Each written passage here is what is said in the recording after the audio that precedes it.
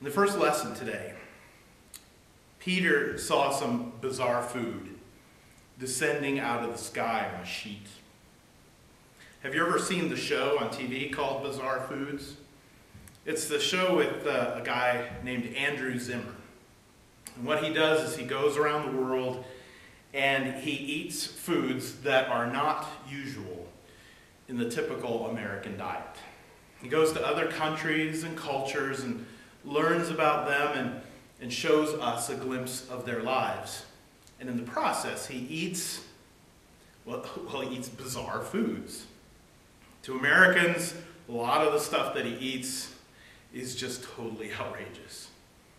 Of course, to the people he visits in their countries and in their cultures, those foods are in their regular diet. It's just a regular part of life. But to us, those things are way, way out of our regular diet.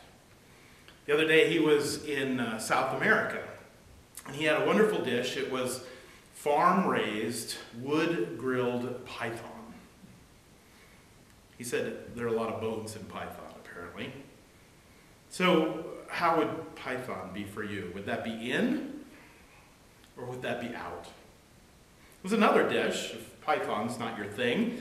It was a soup made with locally grown vegetables.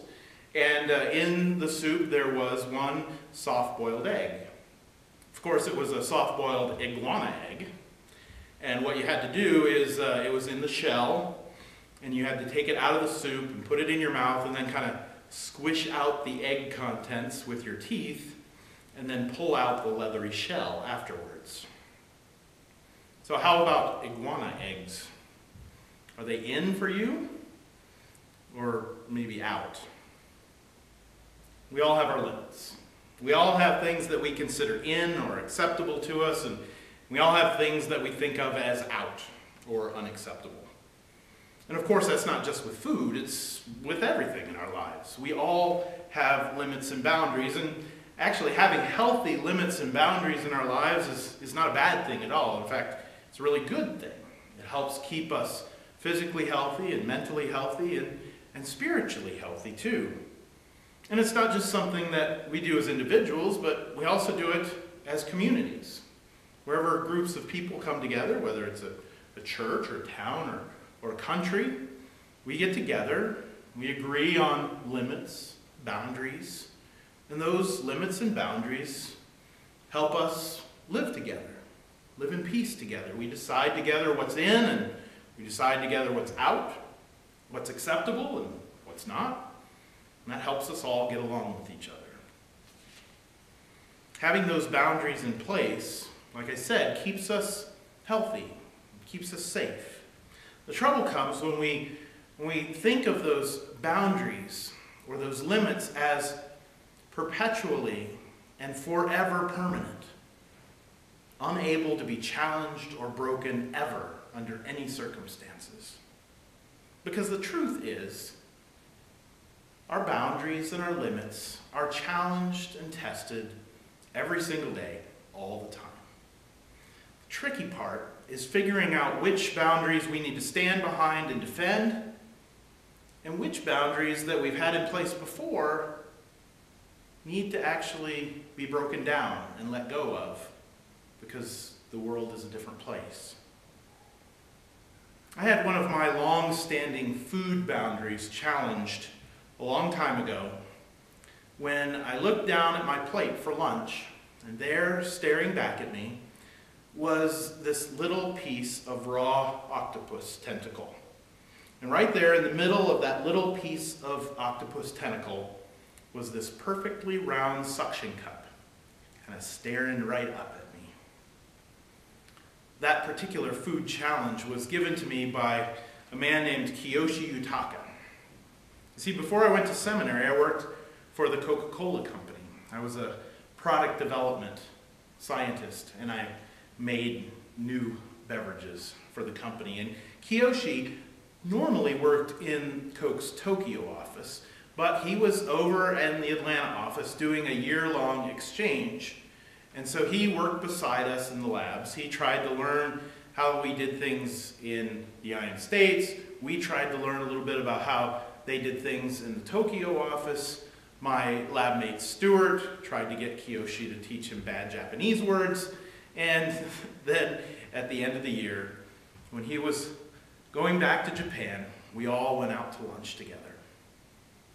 Kiyoshi wanted to go to a real, authentic Japanese restaurant that he had found there in Atlanta, and it was a real, authentic Japanese restaurant. I think everybody in there was Japanese, and everybody in there was speaking Japanese. The people from our lab, me and Stuart and a couple of the other people, we were the only non-Japanese in the place. And so Kiyoshi ordered for the whole table, for all of us. And that's when I had my boundaries challenged. Peter and those other early Christians, they also had their boundaries challenged. Now, even though in that story from Acts, food was involved when that big sheet came out of the sky filled with a smorgasbord of non-kosher items, it wasn't really all about food. The food was just symbolic of actually a greater challenge that God was placing before those early Christians. It wasn't as simple as which foods should be included in your diet and which foods should be excluded in your diet.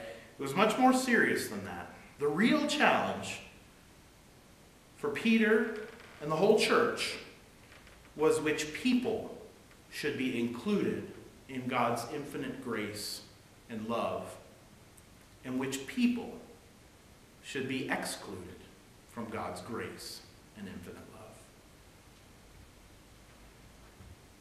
It was a real challenge because you see, for generations and generations, the Jewish people had been a people apart from the rest of the world.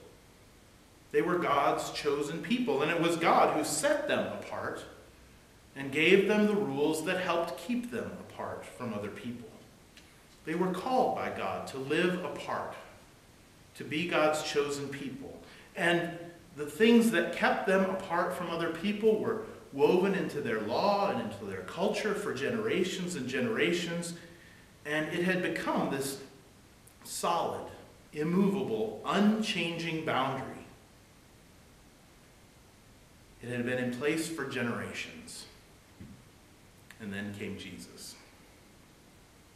Jesus took those long-standing, generations-old traditions and limits and boundaries, bent some of them, and others he just broke totally and completely. You see, all through Jesus' ministry, he followed the law. He followed the law well. He followed it faithfully right up until the point where the law got in the way of Jesus having a relationship with another human being.